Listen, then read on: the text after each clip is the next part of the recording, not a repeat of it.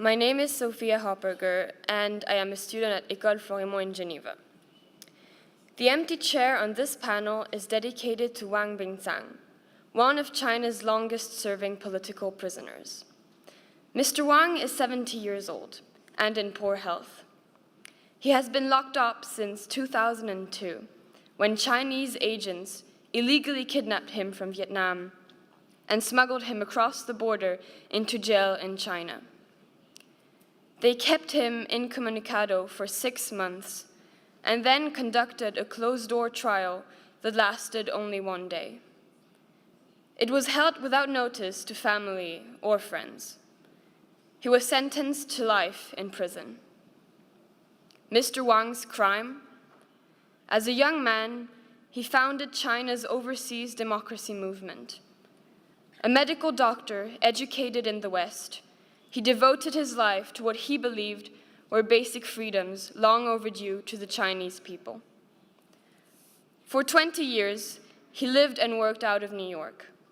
He started a dissident magazine, founded several opposition organizations, and traveled the world, giving speeches to inspire others to share his ideals. He argued that freedom is not just a Western value, but a desire and a right of all human beings. Because he dared to speak out for freedom, China has locked up Mr. Wang and prevented him from communicating with his family who live in Canada and with the world. Today, we say to Mr. Wang, the world has not forgotten you.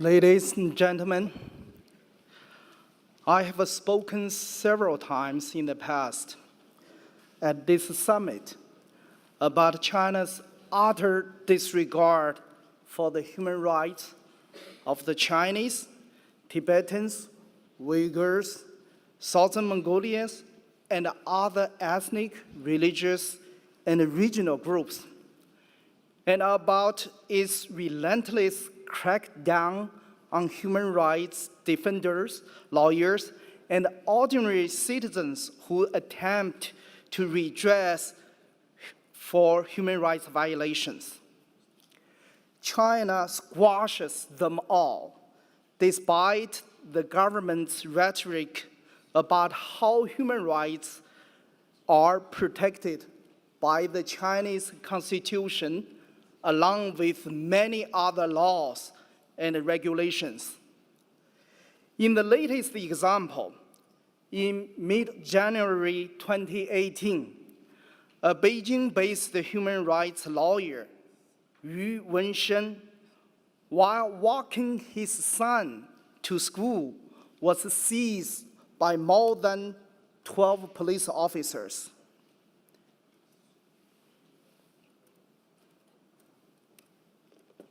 This is Mr. Yu. Yu had publicly called for political reform and criticized Xi Jinping for his ongoing crackdown on civil society. Among Yu's clients was another Beijing-based human rights lawyer who will be the focus of my remarks today, Wang Quanzhang.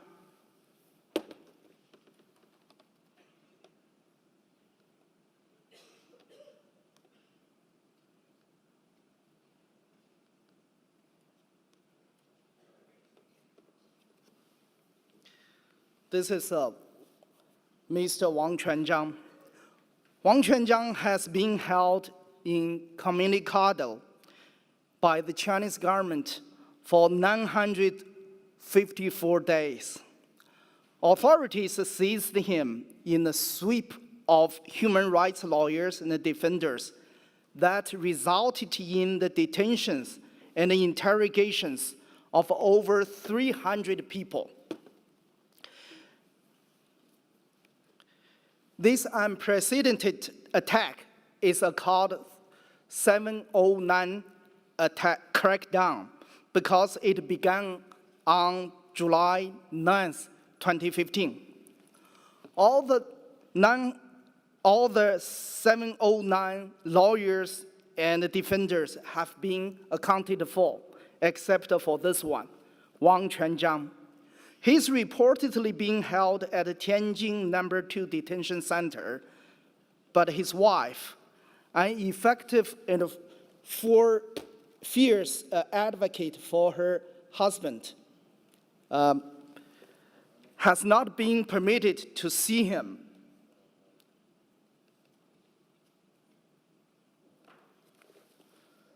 Nor have his lawyers been able to meet with him despite repeated attempts. Release the 709 lawyers and defenders, all their families, members, have given harrowing accounts of torture in detention. It is very likely that Wang is being tortured. We have no idea what his condition is. Indeed, we don't even know if he is still alive. His wife is constantly harassed and intimidated by the police. The couple have a young son, a toddler, who hasn't seen his father for nearly 1,000 days.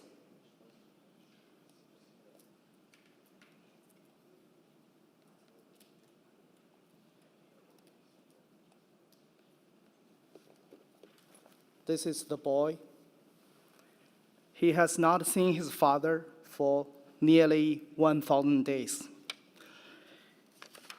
In July 2015, before Wang was taken away, he wrote a letter to his parents in which he expressed his commitment to the work he had chosen to do, indeed was called to do, and asked for their understanding and trust. Wang closed his letter with these words: Dear father and mother, please feel proud of me. Also, no matter how horrible the situation is, you must hang on and live, and wait for the day when the clouds will disperse and the sun will come out. Today, we meet on the eve of the first Human Rights Council session in 2018, a year marking the 70th anniversary of the Universal Declaration on Human Rights, the 20th anniversary of China's signing of the International Covenant on Civil and Political Rights, and the 20th anniversary of the Declaration on Human Rights Defenders. These human rights instruments, among others, are intended to protect the basic rights of advocates like Wang Quanzhang, including their rights to freedom of expression and the freedom from arbitrary detention and torture. The Chinese government, in these cases, and other countless others, are making the mockery of the international human rights framework and system, and also violating its own domestic laws that purportedly protect the fundamental rights. As it becomes bolder and more aggressive in the international arena, China is actively promoting its human rights with Chinese characteristics in Geneva, and threatening the exercise and protection of human rights in other countries. Governments, NGOs, activists, the media, and concerned citizens must pay closer attention to what China is doing here at UN. China must be held to account. A submission has been made on Mr. Wang Quanzhang's behalf to the UN Working Group on Arbitrary Detention. We all eagerly await the working group's decision. And in November of this year, 2018, China will undergo its third Universal Periodic Review, UPR.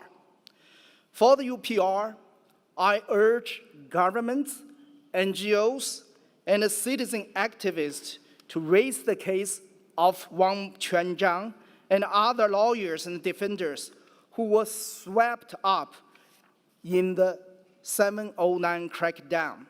It demands that China release them. Another point to suggest during the UPR, it has been 20 years since China signed the International Covenant on Civil and Political Rights. China must be held accountable for the inexplicable delay in ratifying this key human rights treaty, and should be urged to ratify it now. With that, I turn the floor to two of my colleagues. One is from Hong Kong, Mr. Lam Wing-Ki. He's a Hong Kong bookseller abducted by the Chinese government and detained in solitary confinement for selling banned books. Another panelist is Logo Jimei. He is a Tibetan monk, a former political prisoner of China. The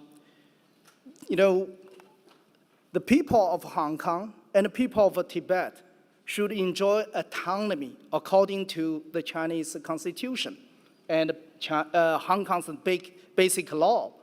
But it's simply not the case in the reality. And Mr. Lion's case will testify how long the Beijing's arms are and how the freedom of the people of Hong Kong are seriously threatened of being taken away. And Logo Jimei's case is a representation of the overall situation, human rights situation with China's so-called minorities, the Tibetans and the Uyghurs. And I see a Uyghur brother there talking, Isa, and welcome you here. And so now I turn the floor to these two gentlemen. First, Mr. Lam.